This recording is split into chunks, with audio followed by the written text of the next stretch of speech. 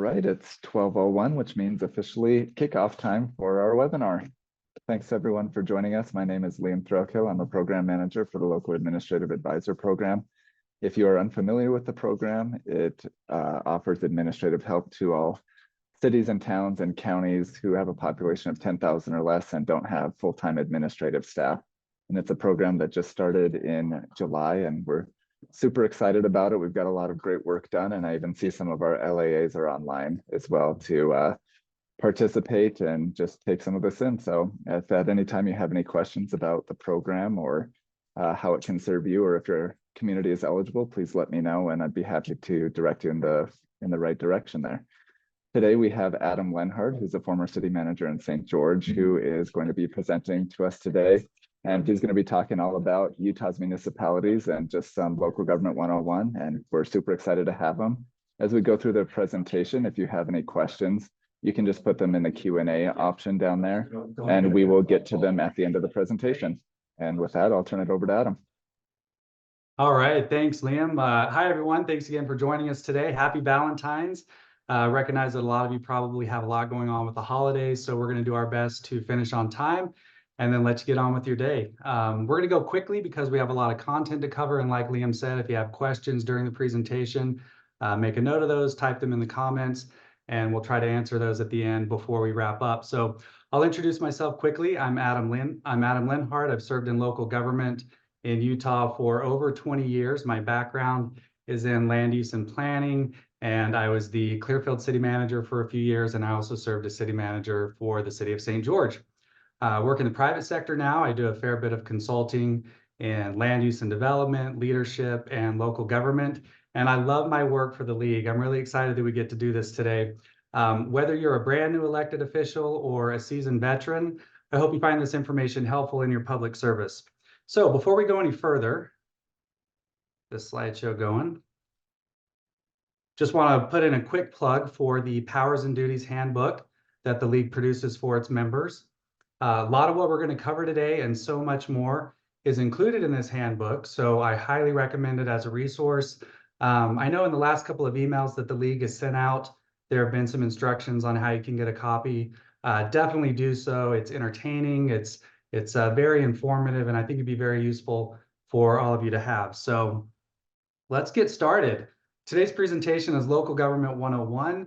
There are 3 parts to our presentation today. Part 1, why cities and towns exist. In part 2, we're going to define municipalities and explore how they are classified in Utah. And then in part 3, we're going to examine the powers and duties of Utah's local governments. Now, these topics naturally overlap quite a bit, so it's helpful to discuss them together. So part 1, why cities and towns exist. In a very basic, generic sense, cities, towns, villages, other permanent settlements, they're places where people live, work, and play, right? Doesn't matter if we're talking about Tokyo, one of the largest cities in the world, or our very own Milford in Beaver County. Now, obviously, the way these two cities look and feel, their infrastructure, they're very different. But at the end of the day, the purposes and functions that they serve for their residents are largely the same. They're places where people live, work, and play. Cities and towns are also formal governmental entities with distinct legal and political standing. As elected mayors and council members, your roles are very similar to those of, say, a chief executive officer or a board of directors for a corporation. In fact, cities and towns are corporations. We call them municipal corporations, and we're going to talk more about that later. But let's examine this question of why cities and towns exist through both of these lenses, as permanent settlements, places where humans live, and then formal governmental entities, and we'll talk about some of the implications of those. So a quick history lesson with the aid of some AI-generated images. As humans, we are highly social by nature. All of the evidence we have from the historical and archaeological records tells us that even our oldest ancestors lived in small, close-knit tribes. And these groups typically consisted of extended families. They shared nearly everything: their language, customs, beliefs, values, and resources like food and shelter. There was safety in numbers. As they lived and worked together, they were more capable of protecting the tribe against deadly predators and other external threats. And in addition to safety and protection, these groups could hunt and gather necessary resources more efficiently together than they could on their own. They were mostly nomadic societies. They moved around frequently as the seasons changed in pursuit of their prey and more suitable living conditions. Today, however, there are very few, if any, nomadic hunter-gatherer societies that remain anywhere in the world. There's been a huge shift to modern life in cities and towns. Why is that? What happened? Well, there were two major events in human history that caused that shift to cities and towns. The first was the agricultural revolution, and the second was the industrial revolution. And I also want to mention that we're about 3 decades into a third revolution that is changing our lives and our cities and towns right now. It's the technological revolution. Now, only time will tell what long-term effects technology has on the places we live and our cities and towns, but rest assured, it's bringing changes and more will come. But let's talk about the agricultural revolution for a minute. So agriculture first emerged 12,000 years ago in the Middle East in an area known as the Fertile Crescent, what historians refer to as the birthplace of civilization, Mesopotamia. Agriculture changed everything. Agriculture included both plant and animal domestication, and the main benefit was an increase in food production. And this was a huge deal. A reliable source of food meant that these groups didn't have to move around so much. They could basically settle anywhere that had sufficient natural resources. Larger populations could then be supported, and that allowed for division and specialization of labor. Fewer members of the tribe were needed to go get food every day, so they were able to pursue other occupations and develop other skills. And over time, these early permanent settlements began to offer some clear advantages over the nomadic lifestyle. You no longer had to load up all your possessions and move every season and chase down your food. All your friends and family were neighbors. You had shared interests and beliefs. And over time, your village, your settlement became a place where you could find safety, where you could worship together, places where you could experience culture, get an education, trade, find economic production and employment. And the remnants of those early human settlements can be found all over the world today. The second major event was the Industrial Revolution, and this one occurred more recently, relatively speaking. It began in England in the mid-1700s and then spread to the US and other parts of Europe.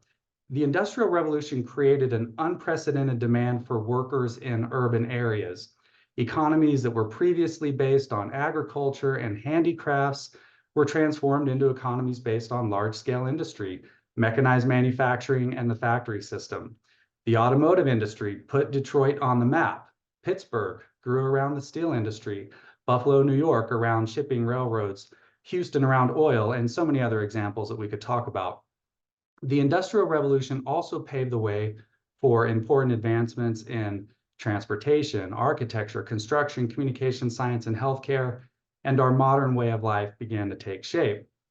So as a result of the agricultural revolution and the industrial revolution, there was a mass migration of humans over several thousand years from rural living into living in cities and towns, and that migration continues today.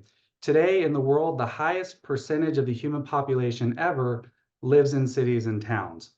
In the United States, 85% of the population lives in cities and towns, and in Utah, that number is even higher.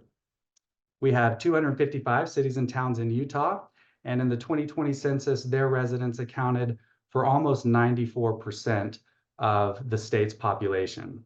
With all of the advancements that have come into human life because of agriculture and industry, the look and feel of the places where we live and work and play, it's changed a lot over time. But people still live in cities and towns today for many of the same reasons that they did thousands of years ago. They're places where we can feel safe and worship and find culture and the other things that we've already listed here. As an elected official or an employee for a city or town, you might find it really helpful to consider how your city or town fulfills these basic needs for your residents. Do your residents feel safe? What makes up your economic base? Who are your biggest employers? What natural resources exist for trade? Why do people live in your community? Now, every person you would ask that question to, why they might live in your city or town, is going to have their own personal answers for that. But my guess is that those answers are going to fall in line pretty closely to the list that we see here on the screen. So we just talked about that. As we all know, our cities and towns, though, are different, and each one has their own unique characteristics and needs.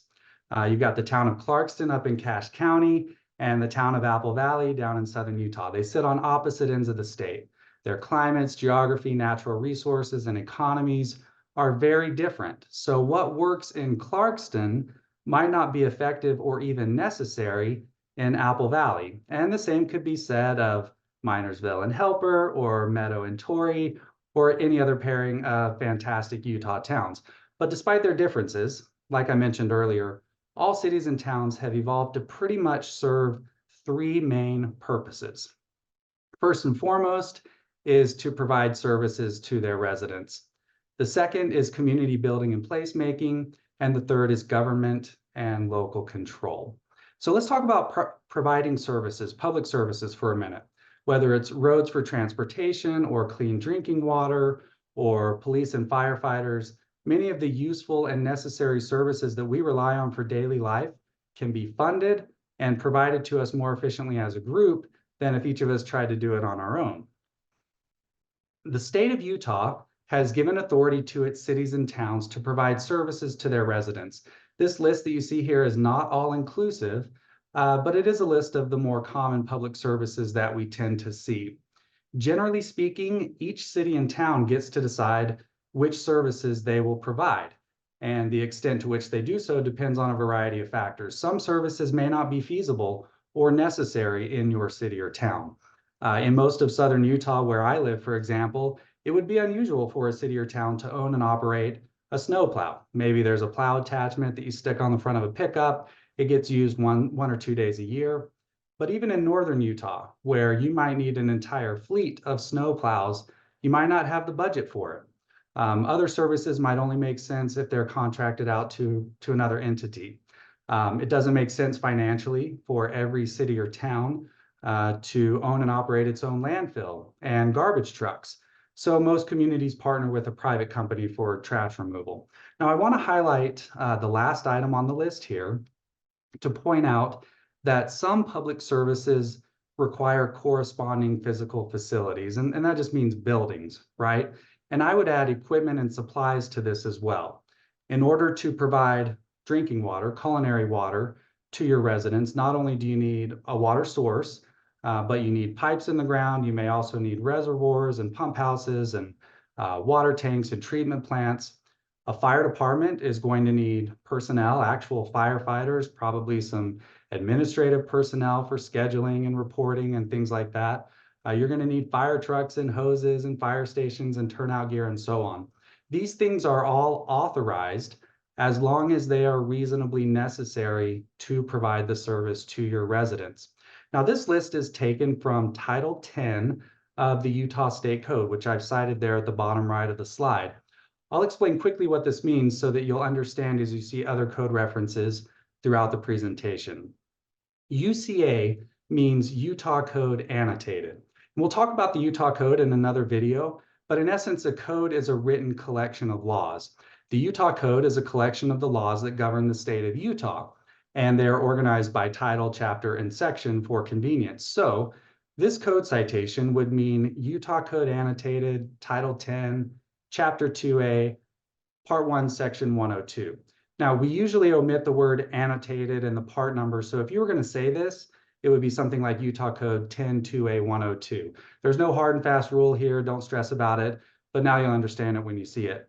Title 10 is special to us because it's known as the Utah Municipal Act. And it's where we find most of the laws that the state has created for its cities and towns. And you'll probably see a lot of references to Title 10 throughout your service as an elected official.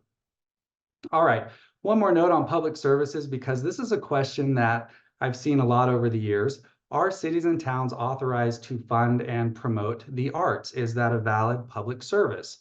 According to Utah Code 10785, the answer is yes. Support of the arts is specifically authorized by the state of Utah for the purpose of enriching the lives of your residents. Now, the extent to which your city or town provides the arts or any other public service is largely up to you as elected officials and the needs that your individual community has. Okay, so we've talked about cities and towns as service providers. Let's talk about community building and placemaking. So cities and towns influence the look and feel or the sense of place that your community has, and they help shape local culture and heritage through their development patterns, their special events, and their traditions. For development patterns, I'm talking about your neighborhoods, your commercial districts, your downtown, how they're designed and built. Of course, each of your cities and towns have their own special events and traditions that give it character. As elected officials, you have a really important role to play here, but it's not up to you alone. And there are many other stakeholders that are playing a role in community building and placemaking. Those stakeholders include nonprofits, social clubs, religious institutions, the business community, your land developers, educators, just to name a few. It can be really helpful to give your stakeholders a seat at the table and involve them in community building and placemaking. You don't have to bear this burden all by yourselves. As elected officials, you don't have to put it all on your city or town staff either. Let your stakeholders help. And then finally, the third purpose that all cities and towns tend to fill for their residents is government and local control. So to govern is to control, influence, regulate the actions and affairs of the community. And this happens by establishing and enforcing laws and policies. As I was preparing this presentation, I came across something that I really liked. The Greek origin of the word govern is kubermen, and it means to steer. And I really like this because I think the ideal role of our government, this is my opinion, is to steer our communities in a positive direction as opposed to forcing or compelling like you might see in a dictatorship. Local control is the idea that we get to participate directly in making decisions that affect daily life in our communities. We believe that a community's own residents are best suited to decide what the community needs. So local control is an important function and one that the League works really hard to preserve. Okay, so that's it on part one. Let's go to part two. Let's talk about municipalities and how they are classified in Utah. But before we talk about municipalities, I want to take a step back and just provide some context in terms of how government in general in the United States is organized. As you know, the government of the United States is divided into three levels. The highest being the federal government, then come state governments, and then finally closest to the people, local governments. Now, this top-down graphic is how a lot of us tend to think about these different levels of government, but it's a little misleading. And I'm sure some of you are already thinking, wait a minute, what about state governments and federalism and that relationship? So let's talk about that. Our system of government in the US is called federalism. And federalism is based on the principle of shared powers between a central federal national government and separate semi-autonomous regional state governments. And in addition to the US, federalism is practiced in a lot of countries throughout the world, including Canada, Germany, Brazil, India, Argentina, even Russia, and many others. The 10th Amendment, which is shown here, outlines our concept of federalism. It says that the powers not delegated to the federal government of the United States by the Constitution nor prohibited by it to the states are reserved to the states respectively or to the people. So there's an acknowledgement here that the federal government gets certain powers or derives certain powers from the Constitution being the supreme law of the land, and everything else is left to the states. So despite being subject to the authority of the federal government, state governments maintain a high degree of autonomy and authority so long as their laws do not contradict federal laws. For that reason, it would not be terribly inaccurate to put state governments next to the federal government as well as below it, but for our purposes today, this is good enough. When it comes to the relationship between state governments and their local governments, however, that is definitely more top-down. And this is an important concept that we're going to come back to later, but let's go ahead and talk about local governments. So, as I said, local governments closest to the people. In the United States, local governments generally fall into three tiers, three separate tiers. The first is counties. Fun fact, 48 US states have counties, 2 do not. Maybe you know. Those 2 states are Alaska and Louisiana. Alaska has boroughs, Louisiana has parishes, but a borough and a parish in those 2 states, it's essentially the same thing as a county, just has a different name. The second type of local governments in the US are municipalities. And in Utah, when we talk about municipalities, we are talking about specifically cities, towns, and metro townships. Now, you may not have ever heard of a metro township before. That's okay.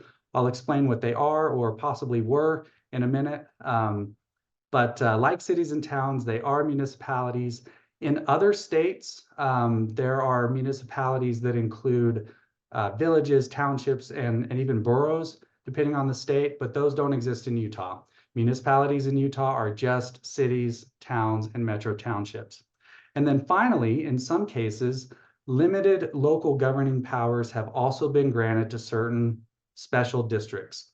These are your school districts, your water districts, mosquito abatement districts, special service districts, others. Those are local governments. Now, it's important to note, however, that even though counties and special districts are local governments, they are not municipalities. All right, so we've defined municipalities in Utah as cities, towns, and metro townships. Where do they come from? How are they created? To answer this, we're going to look at Article 11 of the Utah Constitution, which is the supreme law of the state of Utah. So Article 11 speaks a lot about our cities and towns, and it says this: the state legislature by statute, now what's a statute? It's just a law. We tend to call local government laws ordinances and state and federal laws statutes. So the state legislature by statute shall provide for the incorporation, organization, and dissolution of cities and towns, and for their classification in proportion to population. There's 2 important takeaways from this section of the Utah Constitution. The first is that cities and towns are subject to state control and regulation. And secondly, cities and towns are classified by their population. We're going to discuss both of these, but first a quick note on incorporation. So what is incorporation? To incorporate is to become a corporation, which is a distinct business entity with legal standing. In this context that we're talking about today, incorporation is the formal process of becoming an official city or town. So when a place incorporates as a city or town or metro township, it becomes a municipal corporation. This means that your city or town or metro township, however large or small, is an actual entity with legal and business standing and a corporate charter granted by the state that gives it the authority to self-govern. It becomes what is known as a body politic, which means that it actually has the authority to elect representatives and to pass laws and to govern the affairs of the community. So let's return to this idea that we just introduced a minute ago, that cities and towns are subject to state control and regulation. Title 10.1.201 of Utah Code tells us that municipalities shall be political subdivisions of the state of Utah, municipal corporations, which we talked about, and bodies politic, which we just talked about, with perpetual existence unless disincorporated according to law. Yes, a city or town can disincorporate. It has happened in the past. It could happen again. But let's talk about political subdivisions. Municipalities are political subdivisions of the state. What does that mean? Well, to subdivide is to take something and divide it into smaller parts. One way to visualize this is to look at a plot of land that's divided into phases and then further subdivided into individual lots. So you have before the raw ground and then after the subdivision process. In a similar way, states are divided into smaller political units. For example, on the left is a map of Utah. That's a little faint, kind of hard to see, I apologize. On the right is another map showing the subdivision of the state into counties. Again, counties are not municipalities, but they are local governments and they are political subdivisions of the state.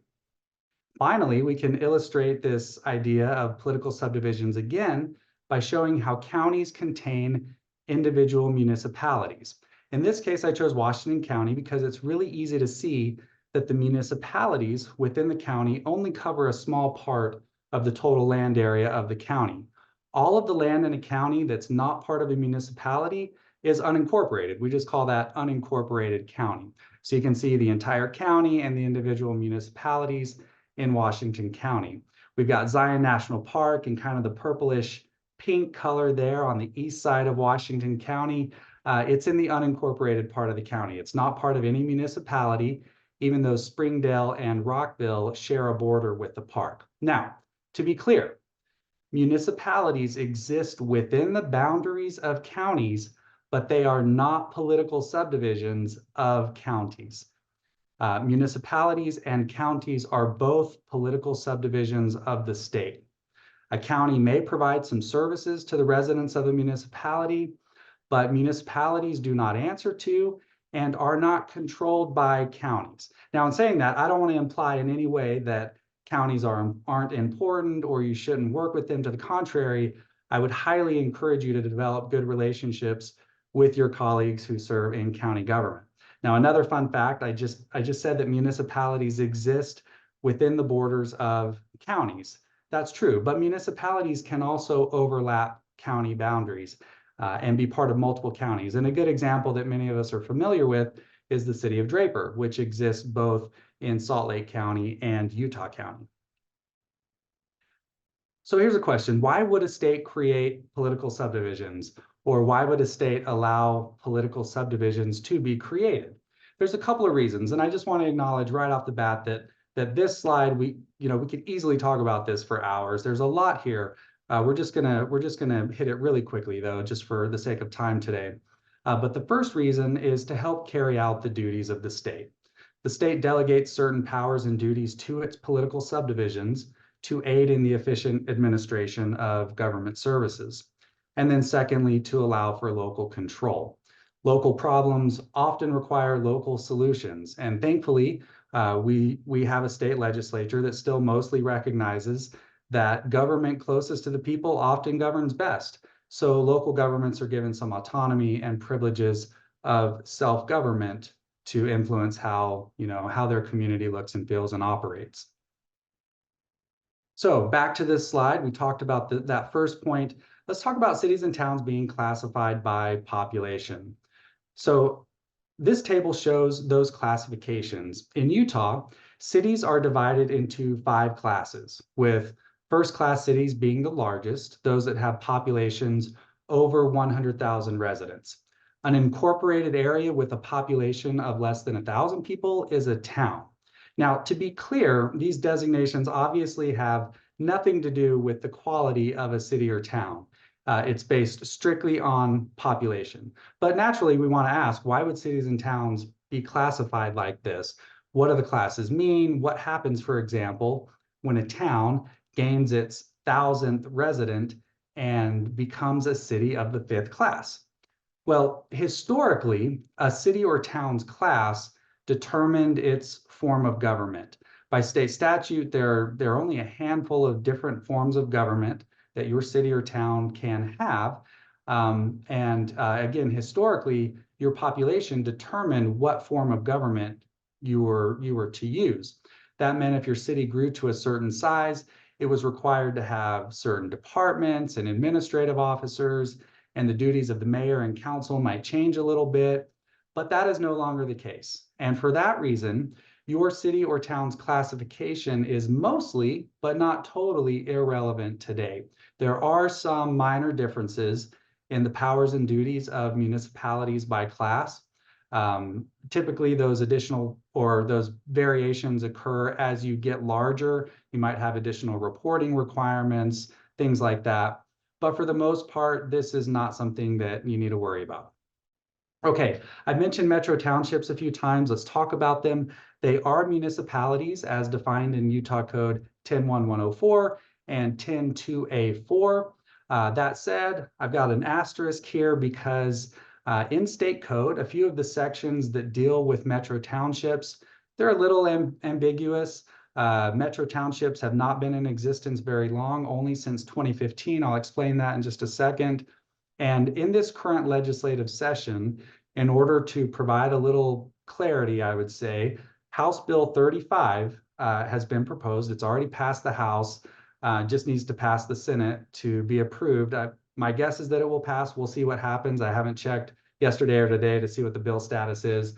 But what House Bill 35 would do is eliminate metro townships as a type of municipality in Utah and require the state's 5 metro townships to become either a city or a town. So we're kind of in this this limbo status right now, waiting to see what happens with House Bill 35. But I still want to explain what metro townships are and the thinking behind those. Regardless, though, metro townships function like a city or town. They have mayors, councils, budgets, they can pass laws, but they are not technically cities or towns. They're their own type of municipality. Metro townships are also classified by population, but their classification system is different from that of cities and towns. A metro township with 1,000 or more residents is a metro township of the first class, and fewer than 1,000 is a metro township of the second class. So I mentioned just a minute ago that metro townships came into existence in 2015. This happened when the legislature passed the Community Preservation Act. So at that time, there were 6 unincorporated communities in Salt Lake County. Here are those 6 communities. And these communities were under a lot of pressure by the surrounding cities and towns, and even Salt Lake County itself. There was pressure to annex land area. There was some competition over the tax base of these communities. There was confusion about who provides which services to the various neighborhoods in these communities. And so in the legislature, the Community Preservation Act was proposed. And the point of that bill was to allow the residents of these 6 unincorporated communities to incorporate as either a city or town or a new type of municipality, the metro township. 5 of the 6, and I wish that emphasis was a little stronger so it was really clear, but all except for Mill Creek, their residents voted in that November's municipal elections to incorporate as that new form of municipality, the metro township. The residents of Mill Creek voted to incorporate as a city, and in doing so, Mill Creek instantly became one of the largest cities in the entire state. So it's kind of interesting. But why have a different type of municipality?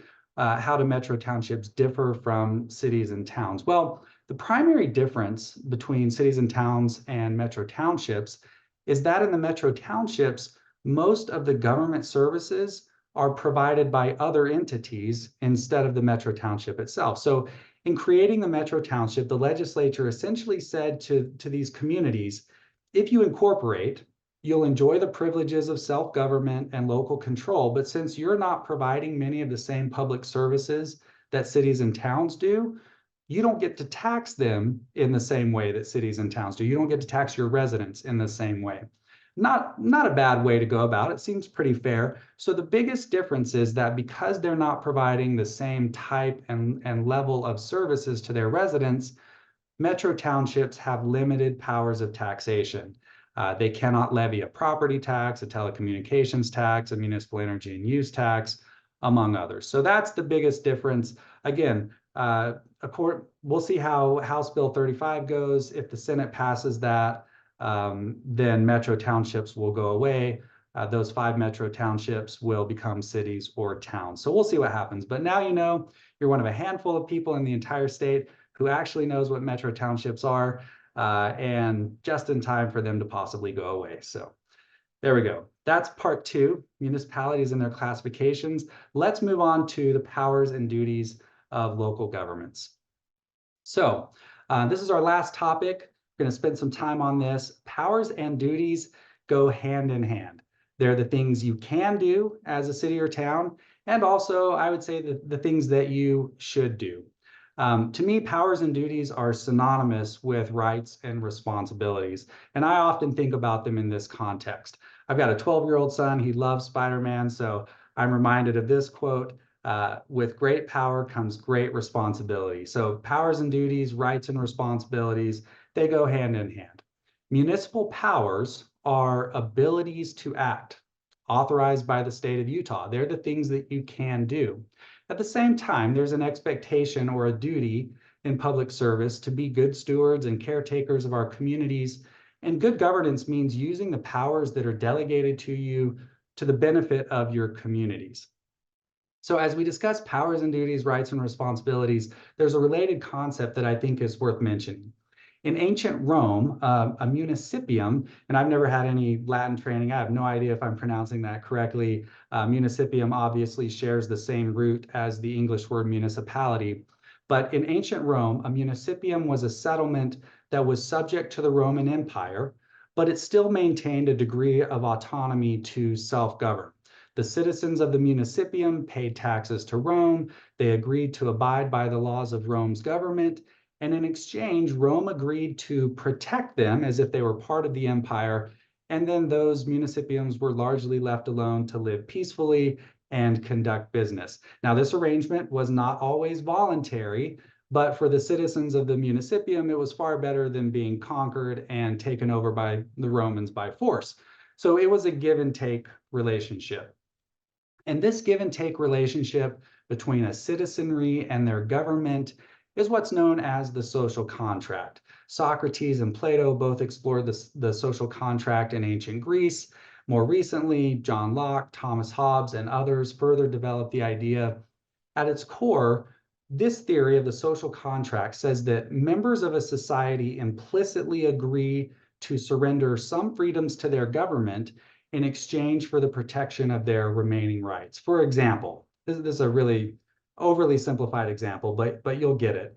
We generally agree we don't want to live in a place where theft, murder, and other violent acts are legal or tolerated. So we give up our right to do those things. We consent to laws being passed that prohibit those acts. And we agree that breaking those laws carries certain penalties. We all agree to do our part to make our society peaceful. We feel like that's better for everyone. So when we talk about the powers and duties of government, it's important to remember this relationship. As an elected official or an employee of a municipality, you were chosen with the expectation that you would uphold the social contract fairly. Your residents have entrusted you to represent their interests and to act responsibly. You have both the power and the duty to make your community the best it can be.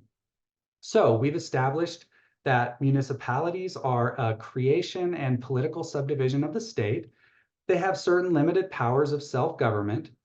These powers come to municipalities by acts of the state legislature, which are known as enabling laws.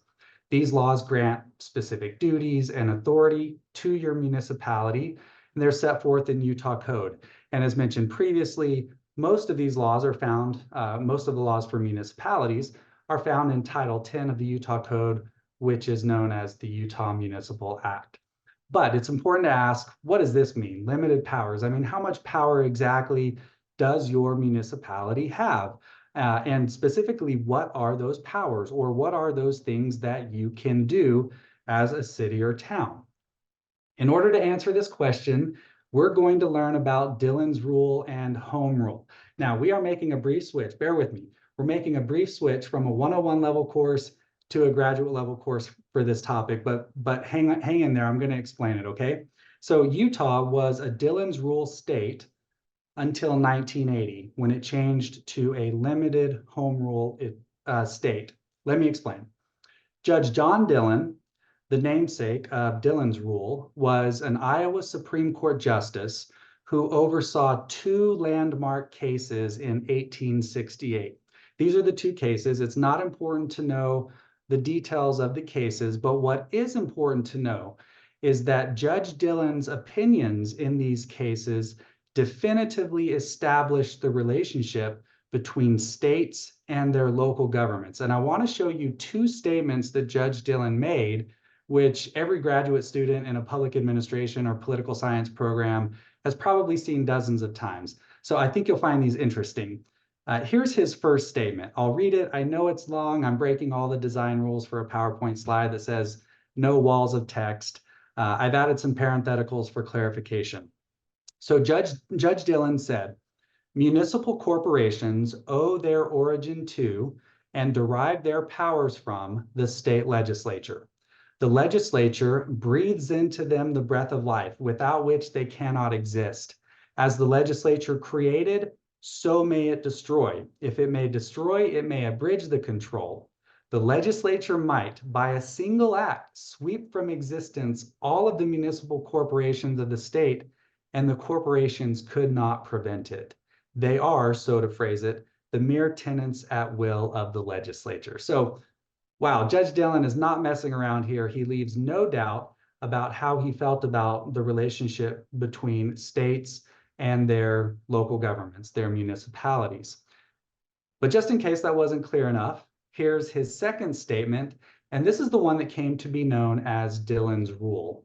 He said, "It is a general and undisputed proposition of law that a municipal corporation possesses and can exercise the following powers and no others. First, those granted in express words." And what he meant by that was those laws specifically written down that grant a specific power to a municipality, those that are codified. So those granted in express words. Second, those necessarily or fairly implied in or incident to the powers expressly granted. Third, those essential to the accomplishment of the declared objects and purposes of the municipal corporation. Not simply convenient, but indispensable. And then this last part is, I mean, he is not mincing words here. Any fair, reasonable, substantial doubt concerning the existence of municipal power is resolved by the courts against the municipal corporation, and the power is denied. So the gist of Dillon's Rule is that the powers of local governments are limited. They're restricted by the state to a great extent. In other words, unless the state legislature has specifically granted a power to a local government, the local government does not have that power. The local government cannot act on that thing. And if there's even a question as to whether or not a local government has or can exercise a specific power, the default answer is no, it cannot.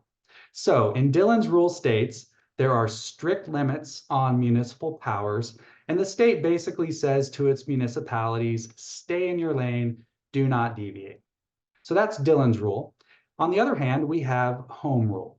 Now, there's a lot of nuance here, but essentially, Home Rule says that local governments can govern as they see fit, so long as their laws do not conflict with state or federal constitutions or laws. So instead of taking a very narrow, restricted view of local government power like Dillon's Rule does, Home Rule takes a much broader view. Cities and towns in a Home Rule state are given way more leeway on the topics that they can be involved in.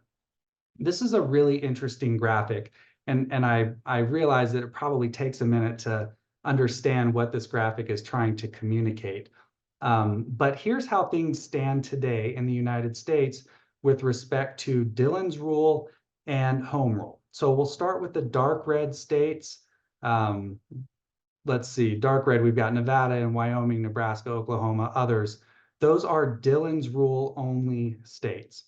The purple states, you've got Oregon, Montana, Florida. Those are Home Rule only. Now, some states like California and Georgia in blue, Texas and North Carolina in orange, they're a mix of Dillon's and Home Rule, so some combination there. Two things that I find really fascinating about this is, first, there doesn't seem to be any correlation between the political leaning of a state and whether or not it's a Dillon's Rule or a Home Rule state. The second thing is that Iowa, if you know your US geography and you can see Iowa on the map, it's in purple. So Iowa, the home of Judge Dillon, and those two landmark cases that resulted in Dillon's Rule, is no longer a Dillon's Rule state. It is a Home Rule only state. And I thought that was really interesting. Finally, you have two states, Utah and South Carolina, in the light green or teal or turquoise. I'm really bad with colors. Those are limited Home Rule, no Dillon's Rule. So let's dive into that quickly. Home Rule in Utah. So as I said earlier, prior to 1980, Utah was a Dillon's Rule state. That ended when the Utah Supreme Court ruled on the case of State v. Hutchinson. And that case had to do with campaign finance disclosure of a candidate for public office in Salt Lake County. So what was really important about the court's ruling is it did a couple of things. First, it rejected and officially ended Dillon's law in Utah.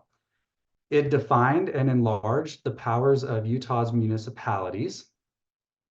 The court recognized that a general grant of powers to local governments had been given for the health, safety, and welfare of their residents. And this grant of powers came from the state constitution. The court declared that because of that, no further specific grant of authority was necessary for local governments to enact laws in furtherance of the health, safety, and welfare, and that's important, of their residents. And the Supreme Court, the Utah Supreme Court, referred to these as implied powers, and again, noting that they came from the Utah Constitution. So the Supreme Court held that municipalities have broad but not unlimited powers to make any laws and to govern in any way necessary in furtherance of the health, safety, and welfare of their residents. So, as a home rule state in Utah, limited home rule state, the lane that you get to travel is wider than what your Dillon's Rule colleagues get to travel. So go ahead, act in the interests of the health, safety, and welfare of your residents, but proceed with caution. Know that the state has the power and will intervene if it feels like you've gotten out of line. So that's Dillon's Rule, home rule. Again, Utah being a limited home rule state. Okay, so how do municipalities exercise power? Governing is the expression of powers. How is it exactly that that takes place? Utah Code 103701 tells us that legislative power is exercised by ordinance. In other words, if you want to govern, which is your role as an elected official, you do so by passing ordinances. And again, we often call local government laws ordinances, and state and federal laws, we typically call those statutes. So remember that local ordinances cannot contradict a state or a federal statute. They have to be enacted uniformly. You can't exempt someone from following a law just because they're a friend or a neighbor. And they cannot be arbitrary or capricious, which means you have to follow due process. Enforcement has to be based on the underlying facts, etc. So here's the language from the Utah Constitution that influenced the 1980 Utah Supreme Court decision we discussed a minute ago that ended Dillon's Rule in the state and moved us to a limited home rule state. I just want to emphasize the first part. Each city or town or metro township is hereby granted the authority to exercise all powers relating to municipal affairs and to adopt and enforce within its limits local police, sanitary, and similar regulations not in conflict with the general law. So that part, local police, sanitary, and similar regulations, that's where the health, safety, and welfare terminology comes from that I keep repeating. So Utah Code Title 10, Chapter 8 sets forth specific municipal powers and duties. And I'm going to go through these. There's a list of 19 different things. It's a lot of stuff that your city or town can do, but this list is not meant to be all inclusive. The League's Powers and Duties Handbook goes into more detail if you want to learn more about any of these. But in general, cities and towns can exercise the following powers. You can control finances and property. You can appropriate or spend money for corporate purposes. What is a corporate purpose? It's anything that in the judgment of the municipality's council provides for the health, safety, or well-being of its citizens. You can provide public services, which we've talked about a lot today.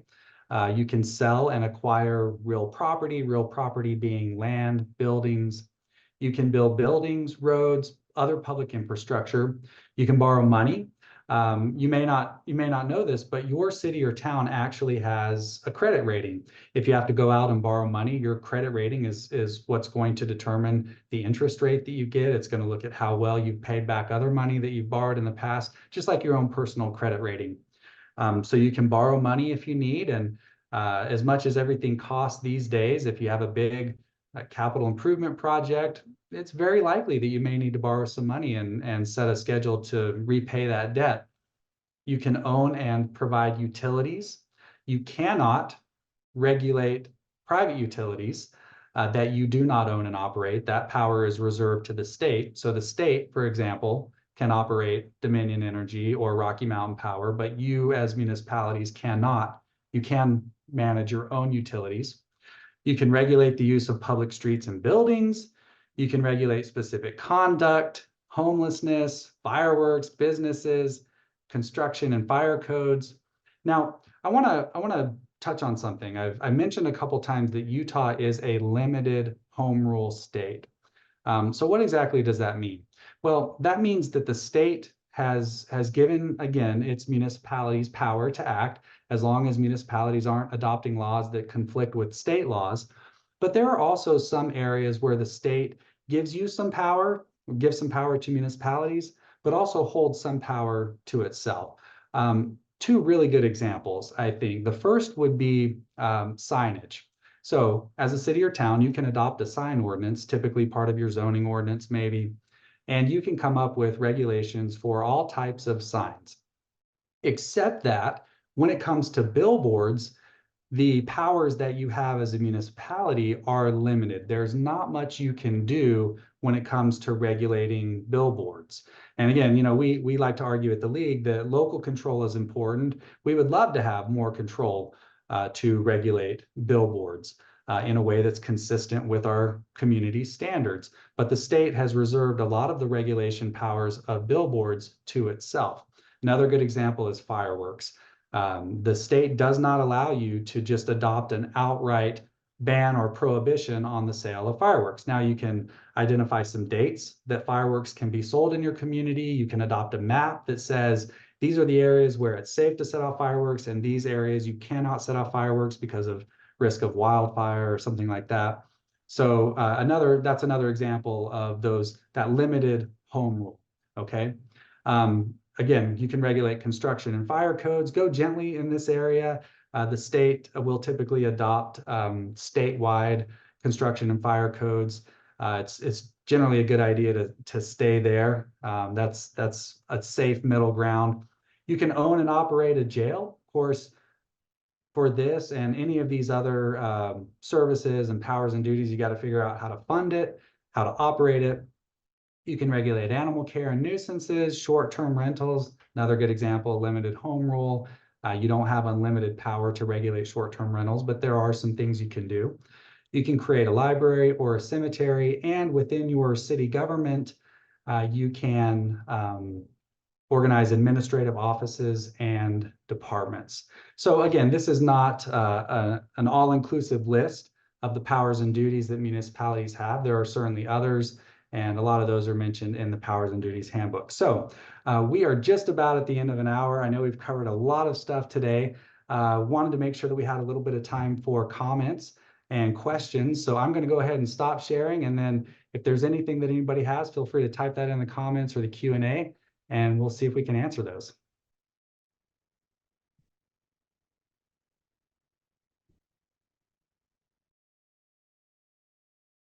That was awesome, Adam. Thank you so much. That was really great. I think you gave them so much information. Maybe we're still processing now for some question and answer, but I don't see any right now in the chat or in the Q&A. But if you do have any questions for me or for Adam, I had my email there in the chat. I will do that again right now, and I can get you in contact with Adam. Oh, here we got one pop up. Oh, great job from Steve. So good job, Adam. Yeah, so if you have any other questions for Adam, please just let me know and I can get you in contact with him. Before we go, I will make one more mention that we do have another one of these trainings on the 27th. It'll be on a Tuesday instead of a Wednesday, and we'll be going over some different revenue streams. So hopefully you can join us on the 27th. And with that, I will say thank you so much for joining us today, and please reach out if you have any questions. And thanks again, Adam.